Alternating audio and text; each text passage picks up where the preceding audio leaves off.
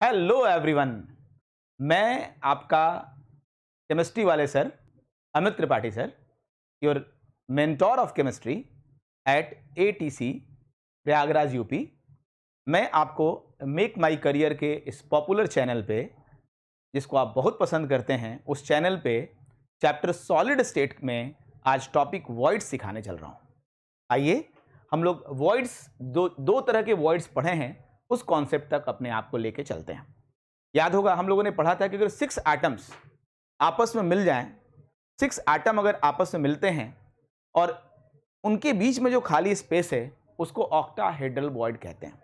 6 atom आपस में मिलने का मतलब 3 एटम को हम इस तरह से ट्रायंगुलर फॉर्म में रखें, ऐसे 3 एटम को, और इसके ऊपर फिर से इसी तरह का ट्रायंगुलर फॉर्म ऐसा इसको ला के रख दें, तो इन दोनों के बीच का जो ये वॉइड है it is called as octahedral void. और अगर इसके ऊपर हम एक एटम रखें ऐसे लाके, तो इस वॉइड का नाम होगा टेट्राहेड्रल वॉइड। हम लोगों ने पढ़ा था पैकिंग में there are 2 type of void, octahedral void and tetrahedral void. तो वहां से बात आगे बढ़ाते हैं, वॉइड्स के बारे में समझते हैं, क्योंकि जब वॉइड्स का कॉन्सेप्ट क्लियर होगा तो उसके आगे हमें रेडियस रेशियो का कॉन्सेप्ट समझना होगा, और इसके बाद हमें सीखना होगा आयनिक सॉल्ट के स्ट्रक्चर के बारे में। आयनिक सॉल्ट का स्ट्रक्चर ही इस पूरे सॉलिड स्टेट में पढ़ने का पर्पस है, वहाँ तक पहुँचना, वहाँ तक जानना। क्योंकि क्लास 11th में जब हम केमिकल बॉन्डिंग पढ़ते थे तो सोडियम क्लोराइड NaCl लिखते थे, वाई नॉट NaCl2, क्योंकि उसको हम वैलेंसी से बोला करते थे कि वैलेंसी है, बट वास्तव में क्यों NaCl है, NaCl2 क्यों नहीं है, NaCl3 क्यों नहीं है, इसके पीछे जो लॉजिक है वो इस चैप्टर में आके मिलता है। वैलेंसी एक अलग फैक्टर है, यहाँ पे जो हम लोग पढ़ने जा रहे हैं वो एक इंपॉर्टेंट फैक्टर है जहाँ तक हमें जानना है। तब हम सॉलिड स्टेट नहीं पढ़े होते थे, तो उसी से उसको कॉन्सेप्ट को क्लियर कर लेते थे कि सोडियम एक इलेक्ट्रॉन लूज किया, क्लोरीन एक इलेक्ट्रॉन गेन किया, Na+Cl- बना और NaCl का फॉर्मेशन हो गया। लेकिन आज हम लोग को ये सीखना है कि इंटायर क्रिस्टल का फॉर्मूला NaCl का ऐसा ही क्यों है। तो उसके पहले हमें वॉइड सीखना होगा, और वॉइड 2 तरह के होते हैं, ऑक्टाहेड्रल और टेट्राहेड्रल वॉइड। ये बात हम लोग पहले से जानते हैं। अब ऑक्टाहेड्रल और टेट्राहेड्रल वॉइड अगर हम FCC यूनिट सेल में देखते हैं, ऑक्टाहेड्रल और टेट्राहेड्रल वॉइड अगर हम FCC यूनिट सेल में देखते हैं और हेक्सागोनल प्रिमिटिव यूनिट सेल में देखते हैं, कहाँ कहाँ पे होता है, और एक FCC यूनिट सेल में कितने ऑक्टाहेड्रल वॉइड होंगे इफेक्टिवली मतलब जैसे इस कमरे की छत पे कोई अगर एटम है या वॉइड है तो पूरा का पूरा उस कमरे में उसका कंट्रीब्यूशन नहीं आता है, अगर छत पे है तो आधा आता है।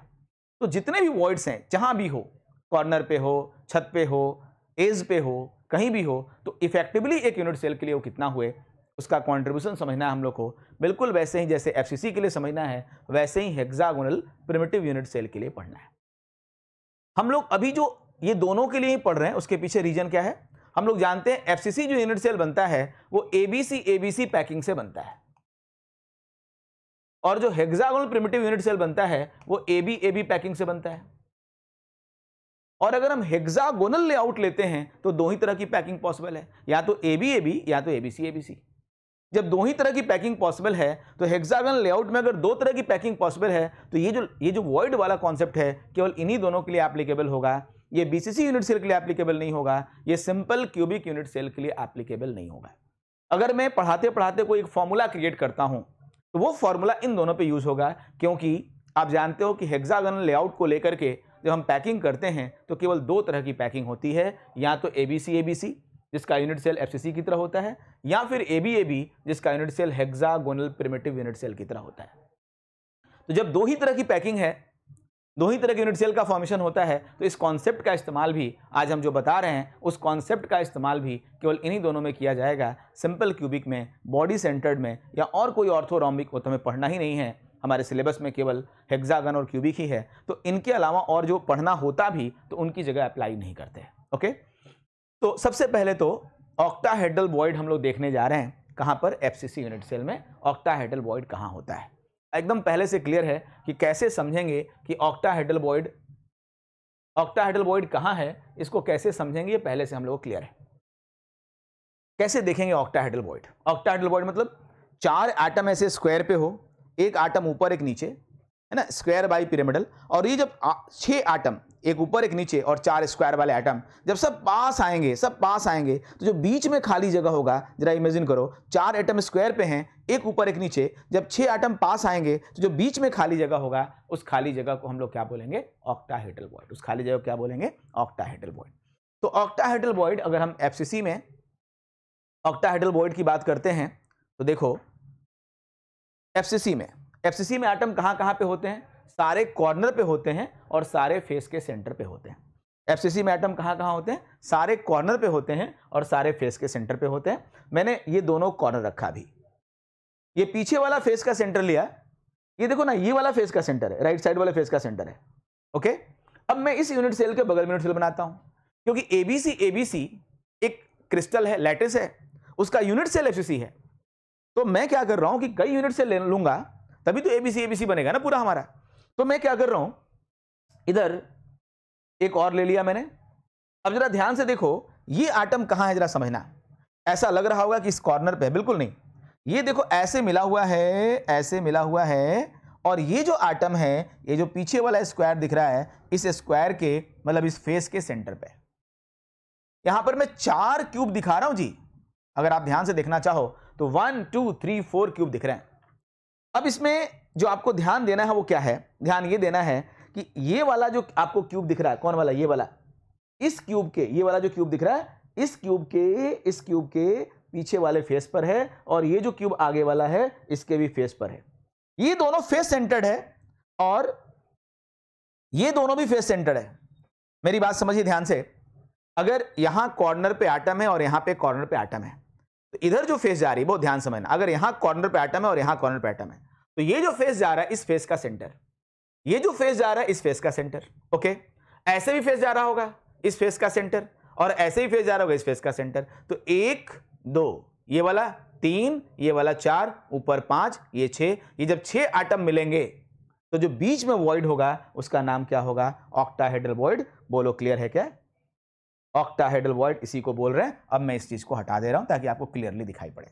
बोलिए, दिख रहा है आपको कौन कौन है? ये इस वाले फेस, आगे वाला फेस, पीछे वाला फेस, ऊपर वाला, नीचे वाला, ये जो बीच में खाली जगह है, इसी खाली जगह को हम लोग क्या बोल रहे हैं? इसको बोल रहे हैं ऑक्टाहेड्रल वॉइड। ये ऑक्टाहेड्रल वॉइड कहां है? ये ऑक्टाहेड्रल वॉइड है एज सेंटर पे। कहां है? एज सेंटर पे। एज सेंटर भाई, अपने मकान का जो पिलर है, ये पिलर है मकान का, इसमें 4 कमरे बने हैं जी। तो बताओ, इस पिलर पे अगर सोने की बॉल रखते तो एक कमरे में कितना उसका हिस्सा आता?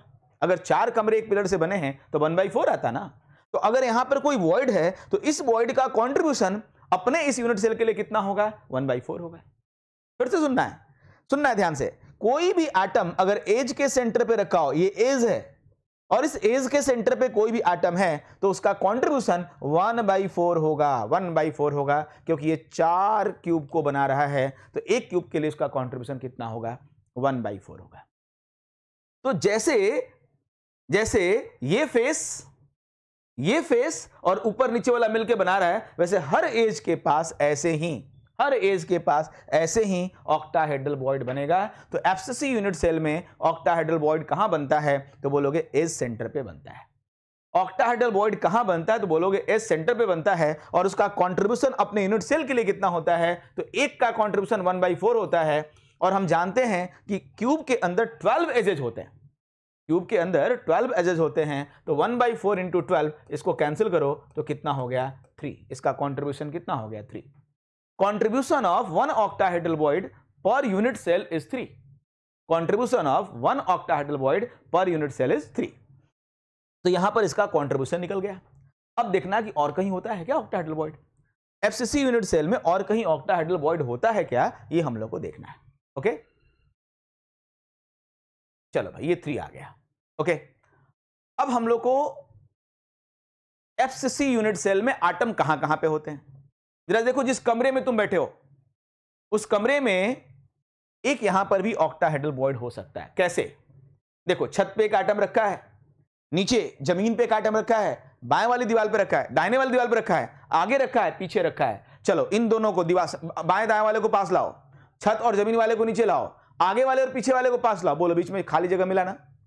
तो 6 एटम के बीच में जो खाली जगह मिला है उसको आप क्या बोलोगे, उसको भी ऑक्टाहेड्रल वॉइड बोलोगे। यानी ऑक्टाहेड्रल वॉइड एस सेंटर पे तो होता ही होता था, एफसीसी यूनिट सेल में बॉडी सेंटर पे भी होगा, क्योंकि एफसीसी यूनिट सेल में एटम बॉडी के सेंटर पे नहीं होता, खाली रहता है। उस खाली जगह पे जो वॉइड बना, उस वॉइड को हम लोग क्या बोलते हैं, octahedral void. It is called as octahedral void.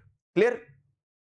अब मेरे को बताओ कि इस कमरे के अंदर जो एटम रखा है, एटम की जगह वॉइड रखा है, खाली जगह है, स्पेस है, तो बताओ क्या ये वॉइड बगल वाले कमरे में शेयर होगा? नहीं ना, क्योंकि अंदर है ना। वो शेयर कब होगा? जब कॉर्नर पे। शेयर कब होगा? जब फेस पे हो। शेयर कब होगा? जब एज पे हो। ये तो अंदर है, इनसाइड द रूम है, इनसाइड द क्यूब है। जब शेयर नहीं होगा तो इसका कॉन्ट्रीब्यूशन कितना होगा? 1। तो जब इसका कॉन्ट्रीब्यूशन 1 होगा तो टोटल कॉन्ट्रीब्यूशन कितना हो गया? इसका कॉन्ट्रीब्यूशन 1 है, पहले जो एज के सेंटर पे था उसका 3 था, तो टोटल कॉन्ट्रीब्यूशन कितना हो गया? 4। टोटल कॉन्ट्रीब्यूशन कितना हो गया? 4। अब देखो ना, मैंने याद कराया था 1 2 का 4। सिंपल क्यूबिक के लिए 1, बॉडी सेंटर के लिए 2 और फेस सेंटर के लिए 4। ये क्या था? ये था इफेक्टिव नंबर ऑफ एटम। 4 आता था किसके लिए? एफसीसी के लिए। उतना ही ऑक्टाहेड्रल वॉइड भी आ गया। तो क्या एक फॉर्मूला नहीं बन गया कि किसी भी यूनिट सेल के लिए, किसी भी मतलब जिसमें ऑक्टाहेड्रल वॉइड मिलता है, एफसीसी और एससीपी, एफसीसी और एससीपी, इन्हीं की दोनों की बात करना, बीसीसी में नहीं। तो जो रैंक होगा, रैंक ऑफ यूनिट सेल जो होगा, वही नंबर ऑफ ऑक्टाहेड्रल वॉइड होंगे। तब तो बोलना ही नहीं है, सबको याद है एफसीसी में कितने नंबर ऑफ एटम होते हैं per unit cell? 4। Octahedral void कितने होंगे? 4। यानी दोनों सेम हो गया। क्लियर? अब हम लोग को सीखना है टेट्राहेड्रल वॉइड। एफसीसी यूनिट में टेट्राहेड्रल वॉइड कहां पे होता है ये सीखना है। टेट्राहेड्रल वॉइड कैसे बनता होगा, है ना, मैं आपको बहुत सिंपल तरीके से समझाता हूं। जरा देखो, मान लो कि ये कॉर्नर है, इस कॉर्नर से हम क्या कर रहे हैं, है ना, इस कॉर्नर से एक एक्सिस ऐसे जा रहा है एक्स, एक एक्सिस जा रहा है वाई, ये जा रहा है जेड। ठीक है? अब इस कॉर्नर से 3 फेसेस जुड़े हुए हैं, है ना, इमेजिन करना 3 फेस जुड़े हैं। एक फेज है एक्स वाई। ओके, अगर ये अगर वाई है तो ये फिर एक्स वाई, है ना। एक आपका ये फेस है, एक फेस ये है और एक फेस ये है।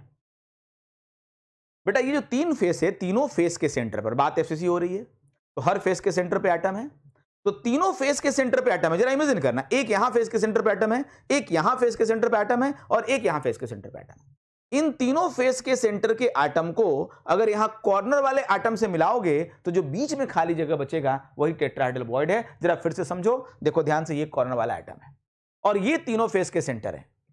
एक कॉर्नर से 3 एक्सिस बनाते हो ना आप, बनाते हो ना आप, तो जो 3 एक्सिस बनाते हो उससे बने हुए तीनों प्लेन को मैं ले रहा हूं। देखो ना, ये वाला प्लेन इन दोनों एक्सिस से बना हुआ, ये प्लेन ले रहा हूं, यहां पर एटम है। ये दोनों एक्सिस से बना हुआ ये प्लेन ले रहा हूं, यहां पर एटम है।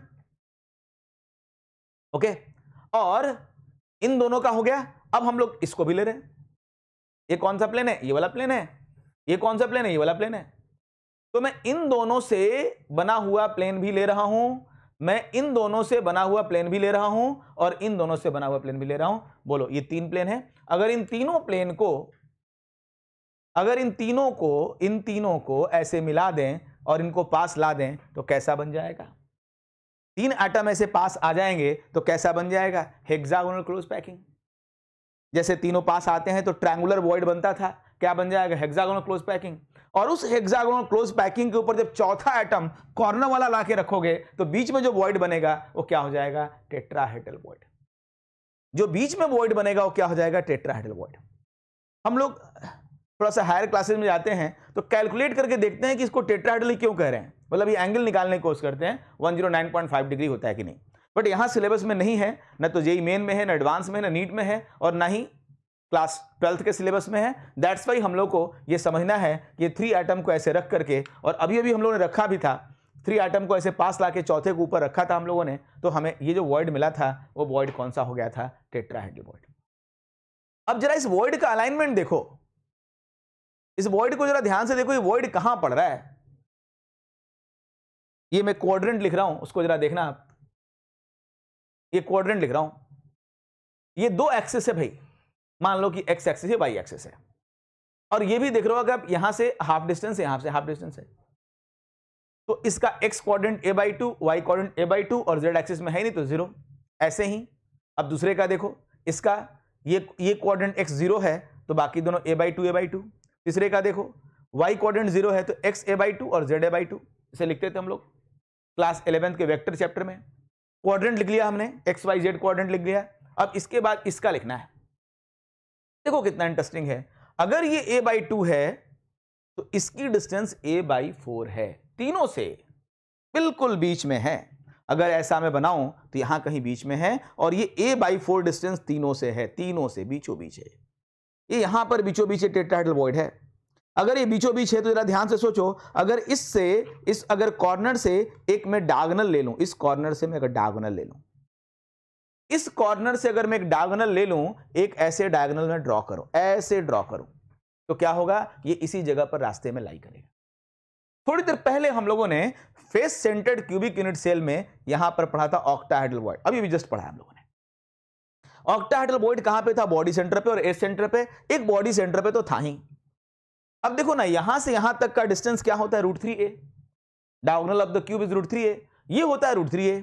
ये हो गया बेटा उसका आधा, √3a/2, तो ये कितना हो गया, √3a/4। अब √3a/4 निकालोगे तो निकल जाएगा नहीं, a/4 a/4 a/4। अगर ये क्वाड्रेंट है तो क्या आ जाएगा, √3a/4। इसका मतलब क्या हो गया, हम चाहे वेक्टर अप्लाई कर लें, चाहे लॉजिक लगा लें, हर तरीके से समझ में आता है कि टेट्राहेड्रल वॉइड कहां बनता है, बॉडी के डायगोनल पे बनता है। कहां, ऑक्टाहेड्रल वॉइड और कॉर्नर के बीच में उसी डायगोनल पर एक टेट्राहेड्रल वॉइड बनता है। बेटा जैसे यहां पर बना है ना, वैसे यहां पर भी तो बनेगा। यहां भी तो एक कॉर्नर होगा, यहां भी 3 फेस सेंटर पे एटम होंगे, क्योंकि एफसीसी में तो सारे कॉर्नर पे एटम होते हैं, सारे फेस के सेंटर पे एटम होते हैं। तो जब यहां भी ऐसा ही होगा, तो जैसे यहां पर बना है ना बीच में, वैसे इस कॉर्नर से यहां भी एक बनेगा। तो एक टेट्राहेड्रल वॉइड यहां बना टीबी, और एक टीबी यहां बना। बोलो क्यूब में कितने डायगोनल होते हैं, क्यूब में, स्क्वायर में नहीं, क्यूब में, एक क्यूब में 4 डायगोनल होते हैं, 1 2, ये स्क्वायर हो गया है ना, ये स्क्वायर हो गया भाई, है ना। ये देखो यहां से जाके यहां जाना है, ये आगे से जाना और पीछे निकलना है। एक ये हो गया, ठीक है, एक ये हो गया था 2। अब देखो ये यहां से चलो, पीछे चलो, आगे आ जाओ 3, यहां चलो, यहां चले जाओ 4। तो अगर एक क्यूब पे 2 हो रहे हैं, ध्यान से समझना भाई, एक क्यूब पे अगर 2 हो रहे हैं, एक क्यूब के बॉडी डायगोनल पे 2 हो रहे हैं, तो 4 डायगोनल होते हैं, तो 4 में 4 2 8। अगर 4 पे बन रहा है तो 4 2 8, यानी total number of tetrahedral void कितना हो गया, 8। और ये अंदर है, इनसाइड है, ये यहां पर है, a/4 a/4 a/4 क्वाड्रेंट है। ये ना एक्सिस पे है ना फेस पे है, अंदर है, इसलिए बगल में शेयर भी नहीं होगा, इसका कंट्रीब्यूशन 100% होगा। तो बताओ नंबर ऑफ टेट्राहेड्रल वॉइड कितना हो गया, नंबर ऑफ टेट्राहेड्रल वॉइड कितना हो गया, 8। एफसीसी का रैंक कितना था, 4, 1 2 का 4। तो एफसीसी का रैंक कितना था और टेट्राहेड्रल वॉइड कितने आ गए, 8। तो ये कितना हो गया, 2 टाइम्स। तो फॉर्मूला क्या बन गया, number of tetrahedral void is 2 into octahedral void, या 2 इंटू रैंक। तो इस तरीके से हम लोगों का कॉन्सेप्ट क्लियर हुआ, how many tetrahedral voids and how many octahedral voids are present in FCC unit cell. ये पॉइंट क्लियर किया हम लोगों ने। ये वो कैलकुलेशन है जो हम लोग करके प्रूव करते हैं, है ना, वेक्टर के रूल को अप्लाई करते हैं, एंगल कैलकुलेट करते हैं, और जिससे हम पता करते हैं कि ये टेट्राहेड्रल ही है। टेट्राहेड्रल वॉइड क्यों कह रहे हैं, तो हम लोग सिंपल मैथमेटिकल कैलकुलेशन करके, है ना, एंगल की वैल्यू निकाल लेते हैं। अपने सिलेबस में इसकी नीड नहीं थी, इसलिए हमने इसको डिस्कस नहीं किया, ठीक है। अब बात करते हैं, जो अभी हमने टेट्राहेड्रल वॉइड के बारे में बात करी है, उसको कैलकुलेट करके लिखते हैं। तो फाइनल फॉर्मूला क्या बना, number of tetrahedral void is equal to 2 into number of octahedral void. हमारे पास टेट्राहेड्रल और ऑक्टाहेड्रल वॉइड के बारे में जानकारी मिल चुकी है, किसके लिए, एफसीसी यूनिट सेल के लिए। इसी कॉन्सेप्ट को मैं आपको सिखाऊंगा हेक्सागोनल प्रिमिटिव यूनिट सेल के लिए। हेक्सागोनल प्रिमिटिव यूनिट सेल के लिए जो कॉन्सेप्ट सीखना है, उसमें आपका विजुअलाइजेशन बहुत प्रॉपर होना चाहिए। और यहां पर बहुत सारे बच्चे लोग जो फॉर्मूला एफसीसी के लिए लगाए रहते हैं, उसी को हेक्सागन में लगा देते हैं।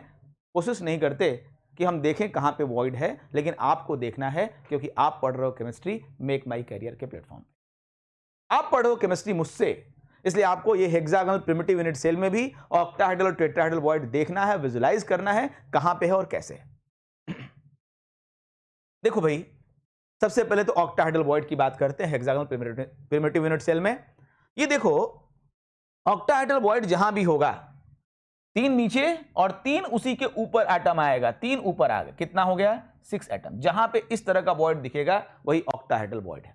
बड़े ध्यान से देखो, इसके अंदर में ये ऑक्टाहेड्रल वॉइड दिखाने की कोशिश करता हूं। सबसे पहले इस लेयर को मैं बड़ा करके बनाऊंगा, इसको मैं बड़ा करके इसको थोड़ा बड़ा कर दूं। ये देखो मैंने बना लिया। मैंने क्या किया, ये हेक्सागन का नीचे वाला लेआउट तैयार कर लिया, ये हमने रेडी कर लिया। बेटा ये प्रिपेयर कर लिया हमने आपके लिए, है ना। आप जरा ध्यान से देखो, इसको छोड़ दो, बाद में काम आएगा, फिलहाल ये हमें मिल गया। हम चाहते क्या है, ये लेयर ए है और ये लेयर बी है ना। ये हम चाहते हैं ये लेयर ए है और ये लेयर बी है, ये वाली लेयर बी है। तो हम चाहते हैं कि ए और बी के बीच में जितने ऑक्टाहेड्रल वॉइड है कैलकुलेट कर लें, और जितना मान लो इसमें आएगा उतना ही बी और ए में होगा, तो 2 टाइम्स कर देंगे, आंसर आ जाएगा। तो बस हमारा काम क्या है, ए और बी के बीच में टेट्राहेड्रल वॉइड कैलकुलेट करने का काम है। जब हमने आपको लेयर अरेंजमेंट पढ़ाया, पैकिंग पढ़ाया, तो मैंने लेआउट ए के ऊपर लेआउट जब बी रखा तो मैंने कहा था alternate tetrahedral octahedral tetrahedral octahedral बनेगा। ऑल्टरनेट पूरे इंटायर क्रिस्टल में केवल टेट्राहेड्रल, उसके चारों तरफ ऑक्टाहेड्रल, टेट्राहेड्रल ऑक्टाहेड्रल बनता है। लेयर ए के ऊपर बी रखा है, यहां भी ऑल्टरनेट टेट्राहेड्रल ऑक्टाहेड्रल बनेगा। मैं रखता हूं ए के ऊपर बी, ए के ऊपर बी रखता हूं, ए के ऊपर बी रखता हूं, रख दिया मैंने। आप जरा ध्यान से देखो, मैं अब इसको और भी एक्सटेंड कर दूं ताकि दिखाई पड़े, पूरा हेक्सागन के अंदर दिखाई पड़े। देखो मुझे वही वॉइड को लेना है जो हेक्सागन के एज पे हो, कॉर्नर पे हो, इनसाइड हो, जो इसके बाहर हो उसको नहीं लेना है। और दूसरे यूनिट सेल का हो गया, इस यूनिट सेल में उसका तो कंट्रीब्यूशन भी नहीं होगा। एज पे है तब कंट्रीब्यूशन होगा, कॉर्नर पे है तब कंट्रीब्यूशन होगा, अंदर होगा तब कंट्रीब्यूशन होगा। तो ध्यान दो, अगर लेआउट ए के ऊपर लेआउट बी रखते हैं तो क्या हो रहा है, ऑक्टाहेड्रल वॉइड अगर आपको दिख रहा हो तो देखो यहां पर ऑक्टाहेड्रल वॉइड है। ध्यान से देखो 6 एटम से मिलकर बना है। अपनी स्क्रीन को थोड़ा जूम करो, जूम करके देखो, यहां पे दिख रहा है आपको 6 एटम से मिला हुआ है एक वॉइड बना हुआ है। आप जरा ध्यान से यहां पे देखो। अब आपको पता है ऑक्टाहेड्रल के बगल वाला टेट्राहेड्रल होगा। ध्यान से देखो 4 एटम से मिलकर बना है, एक नीचे वाला और 3 ऊपर वाला, 4 से मिलकर बना है। तो एक ऑक्टाहेड्रल, उसके बगल में टेट्राहेड्रल, उसके बगल में ऑक्टाहेड्रल, उसके बगल में टेट्राहेड्रल, उसके बगल में ऑक्टाहेड्रल, उसके बगल में टेट्राहेड्रल। और इस टेट्राहेड्रल के बगल में ऑक्टाहेड्रल जो मिलेगा वो हेक्सागन के बाहर चला जाएगा, तो उसको नहीं लेना है। यानी अंदर कितने ऑक्टाहेड्रल मिले मेरे भाई, अंदर मिले मेरे को एक ऑक्टाहेड्रल, एक ऑक्टाहेड्रल और एक ऑक्टाहेड्रल। मैं थोड़ा इसका कलर चेंज करता हूं ताकि आपको देखने में आए। मैं ये कलर सेलेक्ट कर लेता हूं, नहीं तो आपको थोड़ा कंफ्यूजन होगा। ये कलर भी ऑलरेडी है तो मैं थोड़ा ये कलर ले लेता हूं। चलिए ये देखिए ध्यान से, एक ये है ऑक्टाहेड्रल, एक ये है ऑक्टाहेड्रल, एक ये है ऑक्टाहेड्रल। बोलो है या नहीं है? यहां पे 3 ऑक्टाहेड्रल वॉइड हैं। कहां पे? लेयर ए और बी के बीच में। तो बिल्कुल बी और ए में भी 3 होंगे ना, बिल्कुल वैसा ही तो है। तो टोटल ऑक्टाहेड्रल वॉइड कितना हो गया भाई? 6। टोटल ऑक्टाहेड्रल वॉइड कितना हो गया? 6। तो याद रखना है हेक्सागोनल प्रिमिटिव यूनिट सेल में भी ऑक्टाहेड्रल वॉइड उतना ही होता है जितना कि रैंक होता है। याद करो 1 2 का 4 6 याद कराया थोड़ी देर पहले। 1 2 का 4 6 मतलब हेक्सागोनल प्रिमिटिव यूनिट सेल में इफेक्टिव एटम 6 होते हैं और ऑक्टाहेड्रल वॉइड भी 6 होता है। कैसे? ए और बी लेयर के बीच में 3 और बी और ए लेयर के बीच में 3, तो 6 होते हैं। और ये सभी क्या है? इनसाइड द हेक्सागन है, न एज पे है न कॉर्नर पे है, कहीं बगल वाले से उसका शेयरिंग भी नहीं हो रहा है। इतनी बात क्लियर है? तो बेटा ये आपको 3 ऑक्टाहेड्रल वॉइड है जिनको मैंने अभी मार्क किया था। ये ऑक्टाहेड्रल वॉइड बहुत छोटा सा लिखा है, मैं लिख देता हूं बड़ा सा। ऑक्टाहेड्रल वॉइड है, जितना ही छोटा था उतना ही सर जी ने बड़ा सा लिख दिया ताकि आपको ना दिखने वाली बात दिमाग में ना आए, है ना। बात हमेशा पॉजिटिव दिमाग में आनी चाहिए कि सब अच्छा दिख रहा है, सब समझ में आ रहा है, बहुत इंजॉय कर रहा हूं मैं पढ़ाई को। इस ट्रांसफॉर्मेशन के टाइम में जब ऑफलाइन एजुकेशन को ऑनलाइन में 100% हम लोग कन्वर्ट कर रहे हैं, तब सीखना केवल आपके ऊपर डिपेंड करता है। आप जितना डेडिकेशन से काम कर रहे हो उतना अच्छा सीख रहे हो, जितनी लापरवाही से आप पढ़ाई कर रहे हो उतना आपको कम सीखने को मिल रहा है। क्योंकि टीचर का यहां पर प्रयास बहुत ज्यादा बढ़ जा रहा है, क्योंकि आपके एक्सप्रेशन को टीचर नहीं समझ पा रहा है। टीचर केवल अपना काम बहुत अच्छे तरीके से कर रहा है। तो आपका डेडिकेशन ही, आपका डेडिकेशन से जो ऑरा निकलेगा, जो पावर निकलेगा, वही एक एक्सप्रेशन का काम हमारे लिए करेगा। ध्यान देना है, आपके कॉन्सेंट्रेशन से ही चीजें सीखने को मिलेंगी। आप बोलो मेरे को, यहां पर जो हमने लिखा है, ये जो तीनों लिखा है, ये ऑक्टाहेड्रल वॉइड दिख रहे हैं या नहीं दिख रहे हैं? हाँ जी, ऐसा होता है ना कि कभी कभी हमें अपनी आंख चेक कराने जाना पड़ता है डॉक्टर के पास, लेकिन यहां जो बच्चे केमिस्ट्री पढ़ रहे हैं उनको कहीं चेक कराने की जरूरत नहीं है। अगर इस तरह का ऑक्टाहेड्रल वॉइड अच्छे से दिख रहा है, समझो आंख सही है। अगर ये 3 हो गया, ए और बी लेयर में 3 है और बी ए लेयर में 3 है, टोटल 6 हो गया, इसका मतलब आपको जोड़ने वोड़ने आ रहा है, मैथ्स अच्छी है, मतलब आपका सब चेक हो रहा है, आंख, कान, नाक, और कुछ देर के बाद तो आपको यहाँ पढ़ते पढ़ते स्मेल करना भी आ जाएगा। और वैसे भी इस समय जिसको स्मेल करना नहीं आता हो, मतलब जो स्मेल ना कर पाता, उसको खतरा है, इसलिए अगर आपको ना भी आए तो बोलना कि हाँ आ रहा है, ठीक है। तो मैं यहाँ पर क्या बोल रहा था कि ऑक्टाहेड्रल वॉइड कितने हो गए? 6। अब बात करना है टेट्राहेड्रल वॉइड की। टेट्राहेड्रल वॉइड कैसा दिखेगा भाई? ऐसा ना, 3 एटम ऐसे और एक एटम ऊपर रख दिया, तो ये बीच में जो आया वो क्या हो गया? Tetrahedral void. ऐसा मुझे देखना है कि ऐसा कहां पे हो रहा है, मैं ऐसा दिखाने की कोशिश कर रहा हूं, ये ऐसा दिखाना है आपको, ये देखो इसके ऊपर मैंने रखा है, अब आपको देखना ऐसा यहां पर कहां दिख रहा है, कैसा? एक एटम नीचे और ये 3 ऊपर वाला, आओ ना ऐसा खोजते हैं, ये देखो, ये ऐसा ही तो है, ऐसा ही तो है, और ये 3 एटम ऊपर ऐसे ही तो है, तो यानी ये वॉइड कौन सा हो गया? ये वॉइड कौन सा हो गया? टेट्राहेड्रल के बगल में ऑक्टाहेड्रल होता है, तो फिर ये कौन होगा? टेट्राहेड्रल। ये कौन है? ऑक्टाहेड्रल। ये क्या होगा? टेट्राहेड्रल। तो 3 टेट्राहेड्रल दिख रहे हैं, एक टेट्राहेड्रल और है, ये वाला है, नीचे 3 एटम है और एक ऊपर इतना बड़ा एटम है, तो इसमें क्या बोलोगे? ये भी टेट्राहेड्रल। बोलो टेट्राहेड्रल कितने हो गए? 4। ए और बी लेयर के बीच में कितने हो गए? 4। तो बी और ए लेयर के बीच में कितने हो गए? 4। टोटल अभी तक कितना मिला है? 8। और देख लेते हैं, और देख लेते, कहीं आगे तो नहीं है? आगे तो नहीं है? अगर हेक्सागन के कॉर्नर पे मिल गया, एज पे मिल गया, कहीं भी मिल गया, इनसाइड मिल गया, तो हम लोग बोलेंगे कि है ना। तो आगे बढ़ के देख लेते हैं थोड़ा कि और तो नहीं है।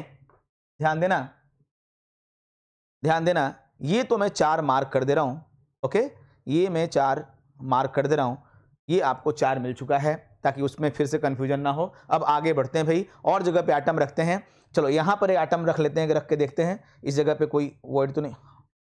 अरे भाई देखो ना, ये जो मूव कर रहा है ना, जरा ध्यान से देखो इस जगह को, ध्यान से देखो, 3 एटम नीचे है और एक एटम ऊपर है, तो ये क्या होगा? टेट्राहेड्रल। ये टेट्राहेड्रल वॉइड कहां हुआ होगा जानते हो? कॉर्नर पे नहीं, कॉर्नर पे तो एटम है। ये जो लेयर ए और बी है ना, लेयर ए और बी के बीच में जो एज है ना, एज, यहां इन दोनों एज के बीच में कहीं यहां पे होगा। इस पूरी हाइट के हाफ ये हुआ और हाफ का हाफ मतलब 1/4 पे होगा। तो ये लेयर ए, यहां एटम है, यहां पर एक लेयर है, यहां जो बीच में आ रहा है ना, ये क्या है? टेट्राहेड्रल वॉइड है। बोलो समझ में आता है? ये जो टेट्राहेड्रल वॉइड है वो क्या है? इस पूरी हाइट के हाफ पर यहां पर हो रहा है, इस लेयर और इस लेयर के बीच में हो रहा है, ए बी लेयर के बीच में हो रहा है। आ रहा है समझ में? ये यहां पर हो रहा है।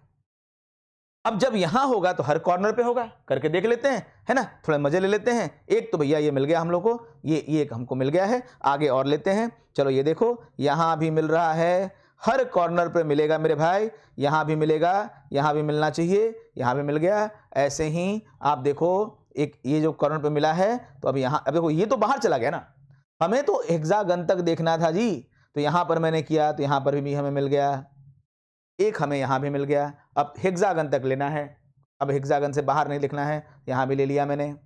चलो एक और यहां एटम रख देते हैं, बचा हुआ है, यहां रख दिया, तो यहां भी बन गया। तो कहां बना? सारे ये जितनी एज है ना, 6 एज, सब पे। अब देखना कि एज पर कोई चीज रहता है, छत पे कोई चीज है, दीवार पे कोई चीज है, छत पे है, एज पे है, कॉर्नर पे है, तो बगल वाले यूनिट सेल में शेयर होता है। तो देखना है इसका शेयर कितना अपने यूनिट सेल के लिए हो रहा है।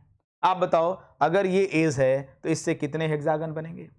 कॉर्नर पे होता तो 6 बनते, 3 नीचे 3 ऊपर, एज पे है तो 3 ही तो बनेंगे ना, एक इधर है ना, 120 पर है, तो एक हेक्सागन इधर बना, एक हेक्सागन इधर बना और एक इधर बना, 3 बन गए ऐसे हेक्सागन। तो मेरे भाई 1 2 3 बोलो ना, 3 हेक्सागन बन गए। 3 हेक्सागन में एक शेयर हुआ, तो अब बताओ इसका कंट्रीब्यूशन अपने लिए कितना हो गया? एक के लिए कितना हो गया? 1/3। और ऐसे कितने एज हैं? ऐसे एज कितने हैं? 6 एज होते हैं हेक्सागन में, तो 1/3 × 6, तो ये कितना हो गया? 2।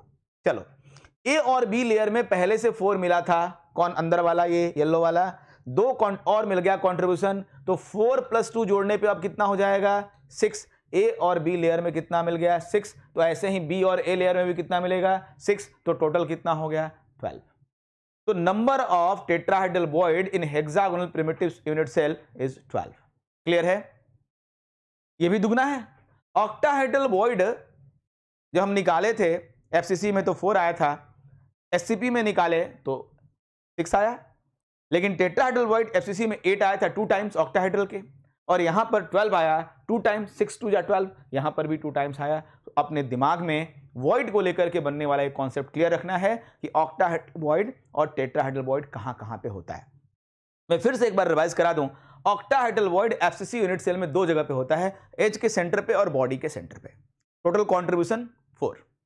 टेट्राहेड्रल वॉइड क्यूब के बॉडी डायगोनल पे होता है, कहां पे होता है? बॉडी डायगोनल के √3a/4 डिस्टेंस पे होता है। कॉर्नर से अगर चलें तो √3a/4 डिस्टेंस पे होता है। और 8 होते हैं टोटल, एक बॉडी डायगोनल पे 2 टेट्राहेड्रल वॉइड होता है, 2 4 जा 8 टोटल होते हैं tetrahedral void FCC unit cell में। अगर यही बात मैं ऑक्टाहेड्रल वॉइड की करूं तो octahedral void hexagonal primitive unit cell में एबी यूनिट सेल में एबी लेयर के बीच में 3 होता है, बीए के बीच में 3 होता है, तो टोटल 6 हो जाते हैं। और अगर मैं टेट्राहेड्रल वॉइड की बात करूं तो tetrahedral void half of the edge पे भी होता है और इनसाइड भी 4 होता है, तो 4 हो गया half of the as per 2 और इनसाइड 4, टोटल 6 होता है एबी लेयर में, फिर बीए लेयर में भी 6 होता है, तो टोटल कॉन्ट्रीब्यूशन 12 हो जाता है। इन वीडियोस को, ये जो आपको मैंने पढ़ाया, इस कॉन्सेप्ट को वीडियो में बार बार आप देखिए, समझने की कोशिश करिए। हम आपके साथ हैं, समझने की कोशिश करिए। जहां भी कोई डाउट होता है, अगले टॉपिक में हम आपको पहले डाउट्स को क्लियर करेंगे, फिर हम स्टार्ट करेंगे। हमारा अगला टॉपिक है radius ratio and coordination number में एक रिलेशन, जहां से हमें आयनिक सॉल्ट को सीखने का कॉन्सेप्ट मिलेगा। मैं आप सब लोगों से आपको एक आइडिया देता हूं, सजेशन देता हूं। आप ऐसा कर सकते हो कि जब भी कोई टॉपिक पढ़ना हो नेक्स्ट, उसके पहले थोड़ा सा रीड कर लो, थोड़ा बहुत अपनी टेक्स्ट बुक से रीड कर लो, और इसके बाद मेरे साथ वीडियो में पढ़ो, एकदम कॉन्सेप्ट क्लियर हो जाएगा। फर्स्ट टाइम जो आप केवल वीडियो में देखना शुरू करते हो, तो उस समय क्या होता है? उस समय केवल और केवल आप कॉन्सेंट्रेट वीडियो पे करते हो, कहीं ना कहीं कुछ बातें मिस कर जाती है। थोड़ा पहले से टेक्स्ट बुक में देख के आओ और मेरे साथ पढ़ो, जैसे कि हम लोग ऑफलाइन क्लासेज में करते थे, वैसे हम लोग को करना होगा। तब तक के लिए आपको बहुत बहुत धन्यवाद। आपने हमारे इस लेक्चर को ढंग से सुना है, ये मेरी जो पूरी उम्मीद है आपको ये अच्छे से सीखने को मिला होगा। मुझे बहुत उम्मीद है इस बात की। Thank you very much.